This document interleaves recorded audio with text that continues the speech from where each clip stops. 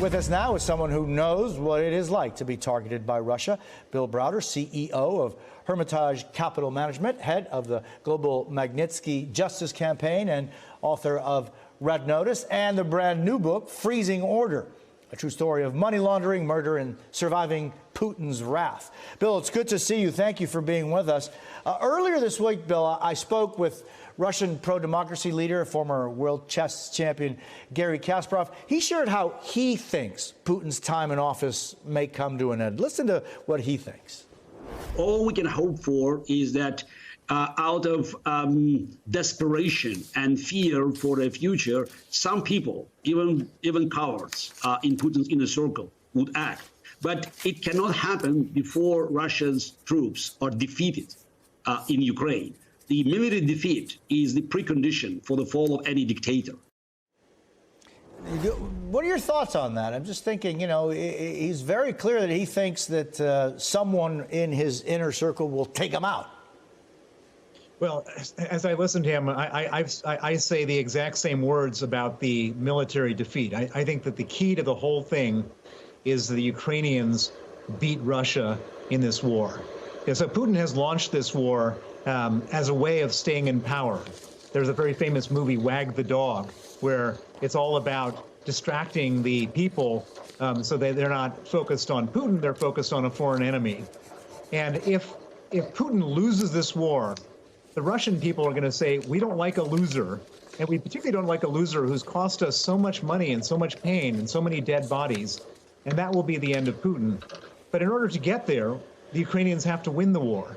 And in order for the Ukrainians to win the war, the U.S. and other allies have to give them all the equipment they're asking for, and we have to stop giving Putin money in any way, shape, or form. And that comes with sanctions, and it also has to come with the stopping of purchasing of Russian oil and gas. Every day, the world pays Putin $1 billion for his oil and gas, and that money goes to kill Ukrainians.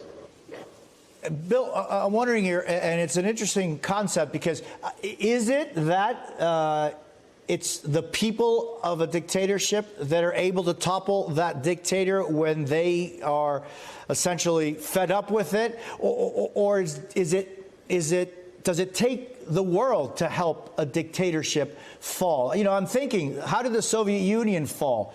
How did, you know, Eastern Europe fell? Because post-Glasnost and Perestroika, but it's a process that, is it from the bottom up or is it from the top down?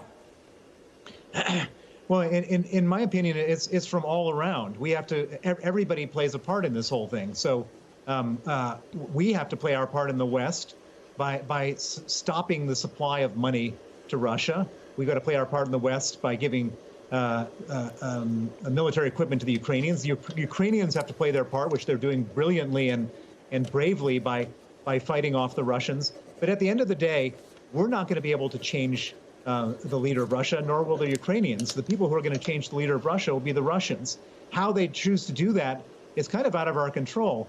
I'm not sure that any people who surround Putin are brave enough to stand up to him. I think that he's terrified all of his, everybody around him by killing anybody who even looks at him the wrong way.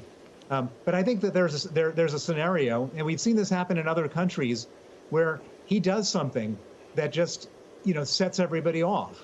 We saw this happen. Most people didn't pay attention, but in Kazakhstan, a neighboring dictatorship to Russia, the dictator who had been around for longer than Putin, and in proportional terms to the size of their economy, had stolen more money, Nazarbayev, and they raised the price of fuel, and everybody just en masse everywhere across the country then started violently protesting, and he was gone within 3 days. And that's kind of, I think, the most likely way that Putin will disappear is when he's just misstepped in a way that we can't even predict, that just sets the Russians off.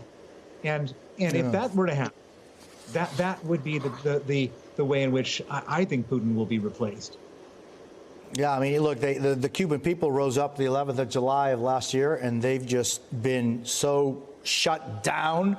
Sanctions, solidarity, and support. Interesting, Bill, your concepts. I very much appreciate it. Thanks for being with us.